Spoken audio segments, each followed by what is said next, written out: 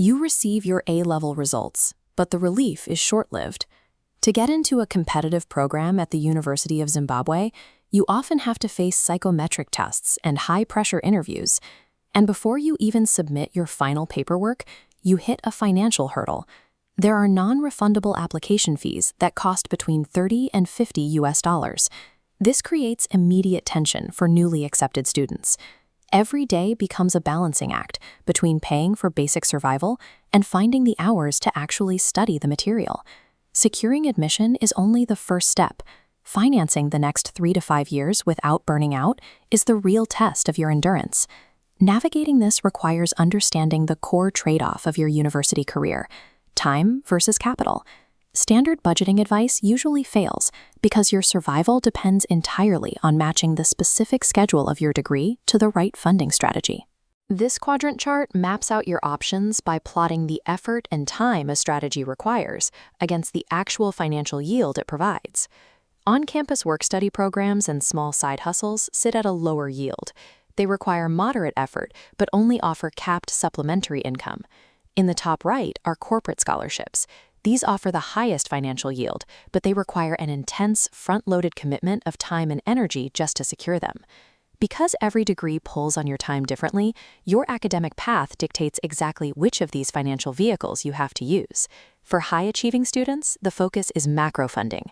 These are major corporate scholarships from organizations like Patras, NOIC, or the Joshua Nkomo program. This comparison table outlines the big 3 scholarships. The yield column shows they cover full tuition while providing monthly living stipends. But look at the requirements. You need flawless A-level points, rigorous essay applications, and the ability to survive high-stakes panel interviews. If the corporate route isn't an option, there are institutional and NGO sponsorships, often backed by religious organizations or specialized colleges like the Theological College of Zimbabwe. The trade-off for this funding is compliance. These programs often require signing lifestyle covenants and restrict you to a specific campus or curriculum. Full funding exists, but acquiring it requires treating the application and compliance process with the same rigor as a full-time job. If you enroll in a practical program like medicine, veterinary science, or social work, you face a hidden financial trap that eliminates your ability to work for extra cash. This flowchart illustrates the attachment budget trap. In years 1 and 2, costs are predictable, covering base tuition and campus living.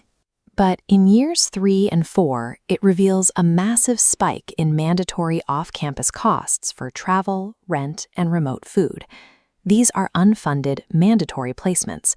Social work students face remote fieldwork blocks, and medical students must complete 4-week rural attachments where they live and work entirely away from the university hub.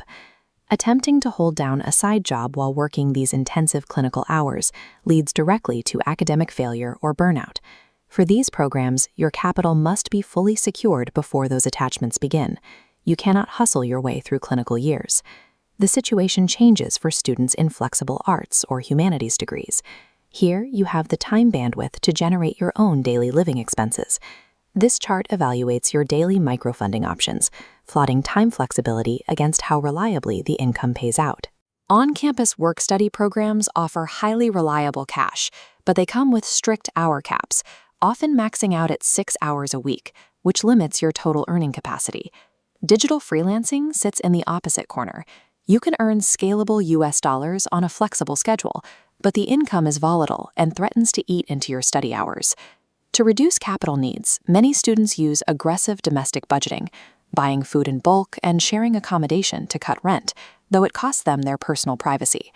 Relying on daily microfunding requires strict calendar management. Without boundaries, a side hustle will quickly degrade your academic performance.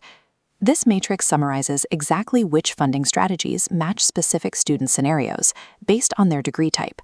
High achievers must make corporate scholarship applications and interview prep their primary focus.